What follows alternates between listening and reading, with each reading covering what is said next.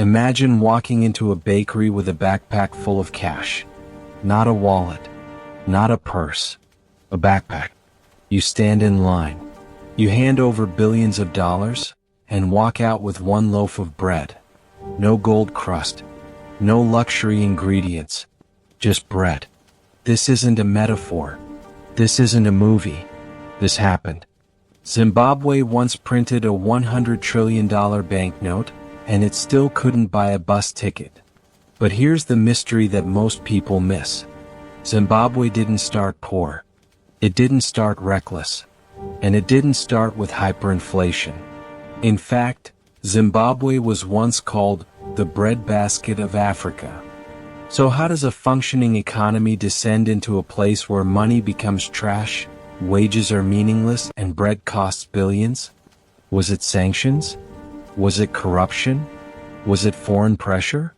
Or was it something deeper, something structural, that keeps repeating across history? Tonight we're going to follow the money step by step, year by year. Not with slogans, not with ideology, but with cause and effect. Because Zimbabwe's billion-dollar bread isn't just a story about one country. It's a warning. And it may be closer to you than you think. To understand how money collapses, we have to start with a time when it worked. Zimbabwe before the fall. At independence in 1980, Zimbabwe inherited one of the strongest economies in sub-Saharan Africa.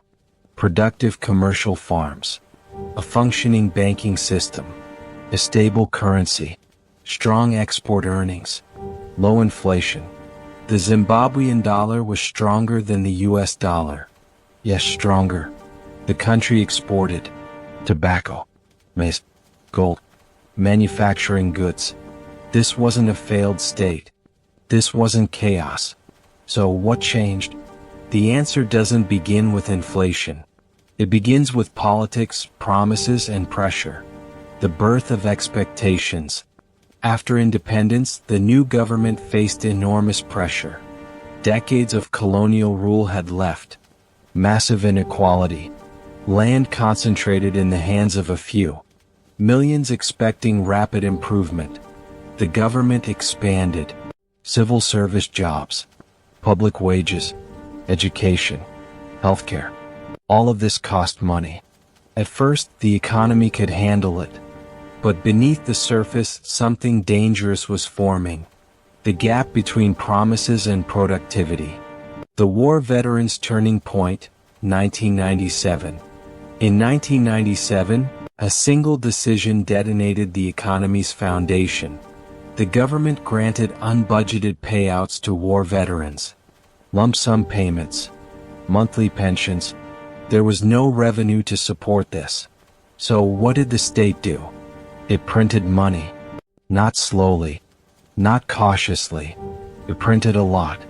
The currency immediately collapsed by over 70% in one day. This moment is often overlooked, but it matters. Because it taught the government something dangerous. Printing money could delay consequences. For now, land reform and economic shock. In the early 2000s, Zimbabwe launched fast-track land reform. Commercial farms were seized and redistributed. The intention: correct historical injustice. Empower the majority. The execution: abrupt, often violent, poorly planned. What happened next wasn't ideological, it was mathematical. Agricultural output collapsed. And agriculture was the backbone of exports, the source of foreign currency. Suddenly, food production fell. Export earnings vanished. Government revenue shrank. But spending didn't stop. The budget gap widens.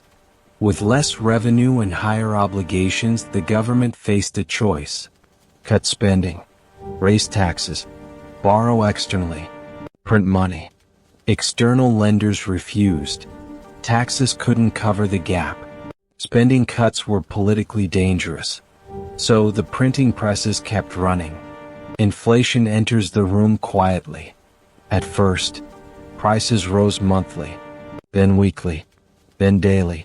People noticed but trusted the system. After all, money had always worked. Until it didn't. Hyperinflation explained simply. Inflation becomes hyperinflation when people stop trusting money to hold value, even for a day. At that point, prices rise not because of scarcity alone, but because sellers expect money to be worthless tomorrow. Zimbabwe crossed that line in 2007 to 2008. Inflation reached millions of percent, then billions, then 79.6 billion% per month. At its peak, prices doubled every 24 hours. The billion-dollar bread moment. A loaf of bread. Millions, then billions, then trillions. Workers were paid twice a day, not as a benefit but because wages were worthless by evening. ATMs stopped functioning. Shops rewrote prices every hour. Eventually, money stopped being counted. It was weighed. Why printing more made things worse. Here's the key cause and effect loop. Government prints money to cover spending. More money chases fewer goods. Prices rise. Government prints more to keep up. Trust collapses. Money accelerates toward zero. This isn't unique to Zimbabwe.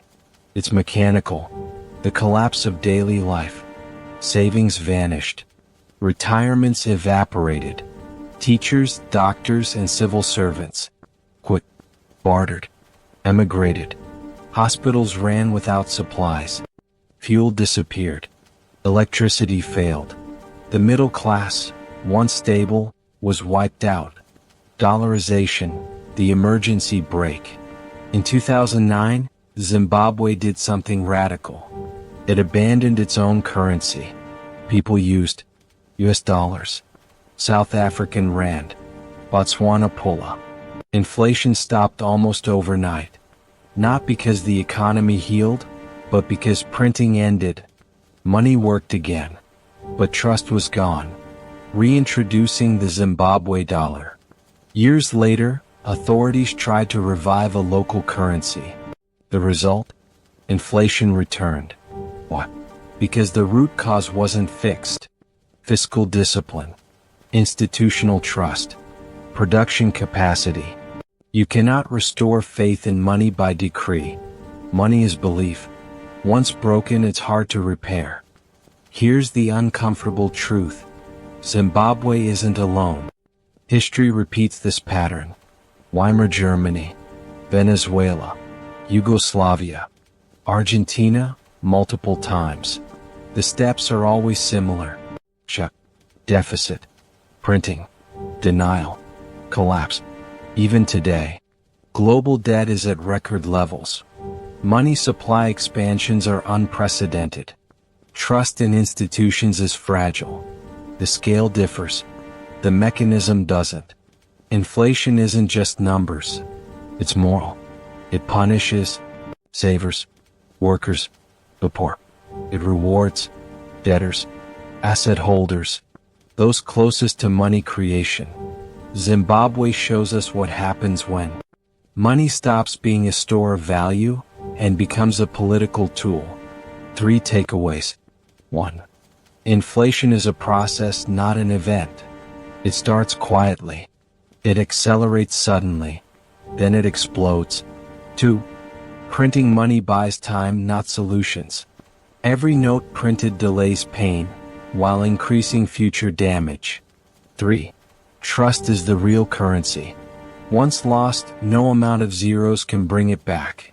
Zimbabwe's billion-dollar bread isn't about Africa. It's about human systems under pressure.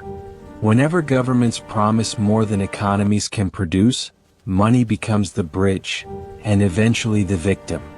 So the real question isn't, could this happen again? It's, where are we already walking the same path? If this story changed how you see money, inflation, or economic headlines, like the video, subscribe for deep dive economic documentaries. Share this with someone who thinks inflation is just higher prices. Because once bread costs billions, it's already too late.